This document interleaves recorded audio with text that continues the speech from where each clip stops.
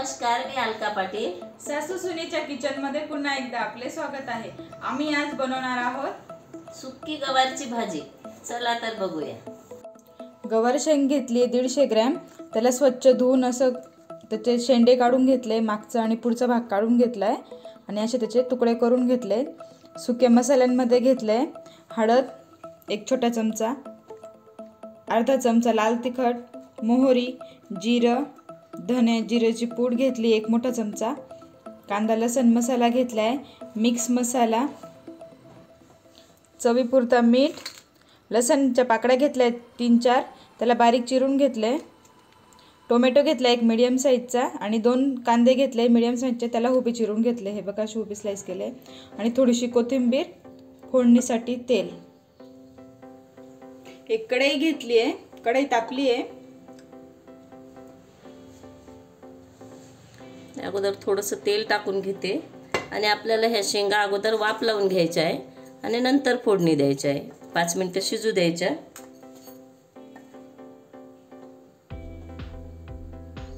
तेल तापलंय आपलं. ह्या शेंगा टाकून घेते मी अगोदर.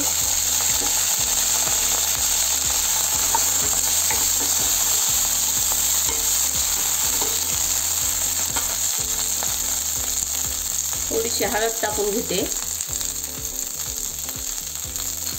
थोडंसं मीठ टाकू.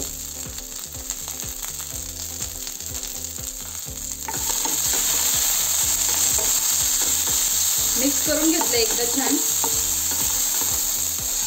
पाणी टाकलं. शिजून घेऊ अगोदर थोड्या. अर्धा ग्लास पाणी टाकलंय मी. 5 मिनिटं शिजू देऊ यांना. शेंगांना शिजून घेतलंय, 5 मिनिटं ठेवलंय. आता आपण या शेंगा काढून घेऊ एका दुसऱ्या बाउलमध्ये. शेंगा मी एका बाउलमध्ये काढून घेतलाय. सेम कढाई घेतली मी तीच. त्याच्यात आपण आता तेल टाकू.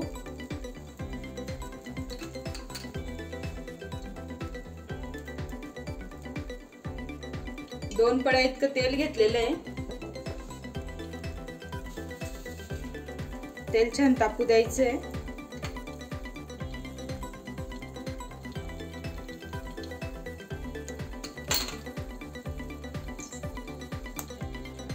तेल तपलेलं आहे, त्यात आपण मोहरी घालू.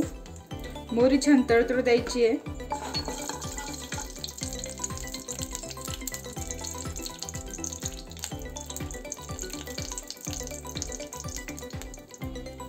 जिरं टाकून घेऊ.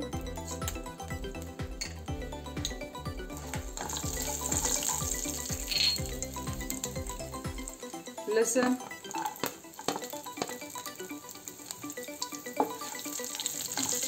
लसणला 1-अर्धा मिनिट आपण परतून घेऊ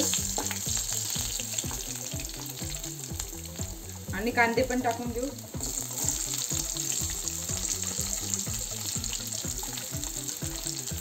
कांदे, लसण, जिरं आणि मोहरी छान मिक्स करून घेऊ.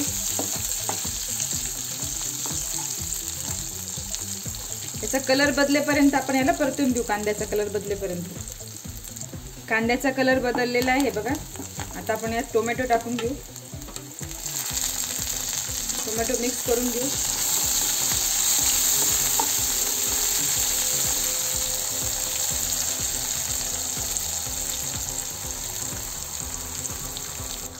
कांदा आणि टोमॅटो छान शिजलेला आहे. आता आपण यात सुके मसाले घालून घेऊ. लाल तिखट 1 चमचा, धने जिऱ्याची पूड,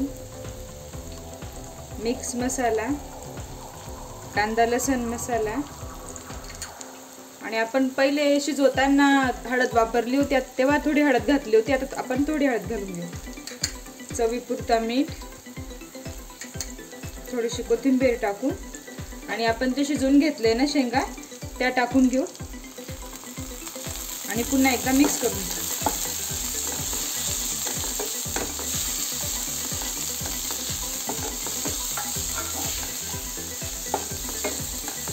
हे बघा छान मिक्स करून घेतले.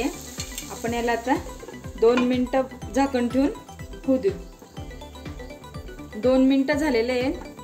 झाकण बाजूला करते. छान झाली भाजी. एकदा पुन्हा मिक्स करायचे. गॅस बंद करू आणि एका बाउलमध्ये भाजी काढून घेऊ. भाजी तयार आहे. अशा पद्धतीने तुम्ही करून बघा. खूप सिंपल अशी पद्धत आहे. रेसिपी आवडल्यास लाईक शेअर करा, सबस्क्राईब करा, कमेंट करा. थँक्यू.